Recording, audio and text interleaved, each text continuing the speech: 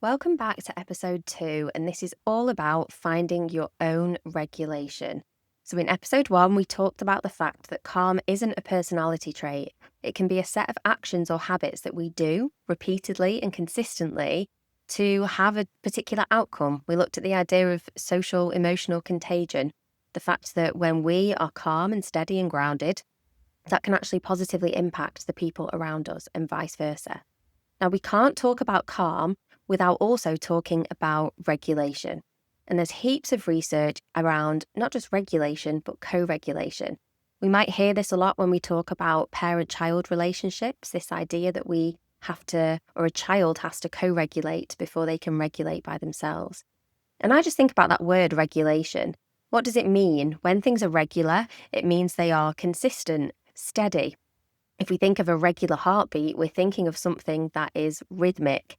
And again, we're not hearing lots of different beats. We're hearing something that is repetitive. That can be good because it is regular. So think about what you know about regulation so far. Think about the research that you have come across in your social work career when it comes to regulation. And think about some of the myths that we hear as well. I quite often, when I quality assure assessments, I might read that a child is been assessed as regulated. And the evidence for that is that the child is sitting still all the time. We might hear, oh, this child's very good at regulating their emotions because they don't go into big outbursts. In actual fact, we can't assume that is regulation. Sometimes that can be suppression. And the reason I say that is because when we talk about regulation, we have to be very careful that we're not making assumptions about what regulation looks like, just like we can't make assumptions about what calm looks like. If you see someone or speak to someone, like for me personally, the way that I regulate is through slow movement, is through stillness. But sometimes I need to regulate through moving fast, through going for a walk. Sometimes I need to regulate by screaming music or songs in the car, usually alone, at the top of my voice. But my main way for regulation is slow breathing. That is not for everybody. So if you thought that the only way you can regulate is through taking slow, deep breaths, and perhaps that doesn't work for you, you will think that you've failed and you'll think, oh, I'm just not a regulated person. Actually, copying other people's tools doesn't always work, and we need to think about the fact that regulation looks different for different nervous systems. You need to find what's right for you. It might be movement. So again, how many children are pathologized for the fact that they potentially can't sit still in school, or that they need a fidget, for example, to be holding when they're doing something? That's actually just them regulating their need for movement or stimulation or sensory input, and we are just the same as adults. We need to think about whether quiet is about regulation, or does sound offer regulation. I know for my children, when I play calm music, like a spa music playlist or classical music, I notice a shift in them. Sometimes they need really loud rock music to also help them regulate and to support their movement and that sensory input. So you need to know what works for you, and it might be different on different days. Do not underestimate the power of movement if it is something that is available to you. I always talk about the book Why Zebras Don't Get Ulcers, and it's an amazing book if you want to go and read it. But when we're thinking about our nervous system, the book is about how zebras don't get ulcers, literally in the title. But it talks about the fact that after a stressful event occurs, a zebra will physically shake.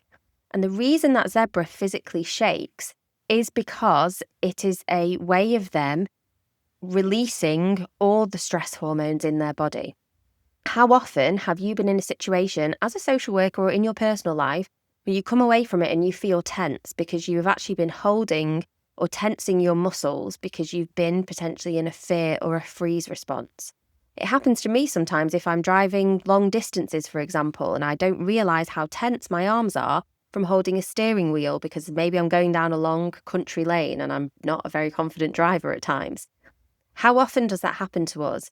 And then instead of that being automatic like it is for zebras, we don't then literally shake our bodies. We don't then release the anxiety.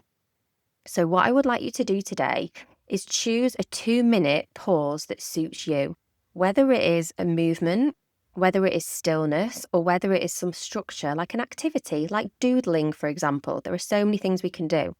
I want you to set a timer for 2 minutes. This would be amazing to do in your team. It would be amazing to do with an accountability partner. It would be amazing to do if you're a manager and you want to trickle this down. Set a 2-minute timer and let everybody regulate in the way that is right for them, and then see how you feel after. 2 minutes, even if you are rushed off your feet, is enough time to start to find that pause for you, whatever it feels like.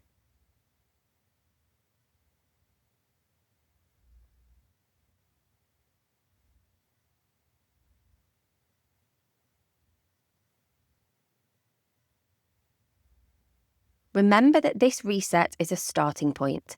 If you found these reflections helpful, the practice pauses inside the Social Work Collective Academy are designed to support you in real moments of practice, before a home visit when everything feels overwhelming, or after a difficult or heightened situation.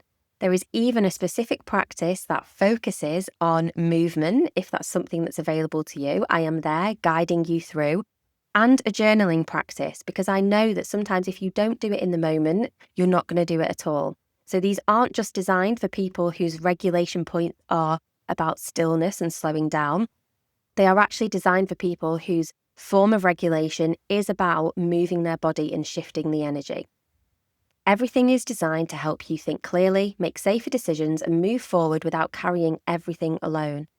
The Social Work Collective Academy sits alongside best practice, offering calm, practical support for social workers who care about how they practice and the standards we set for our profession.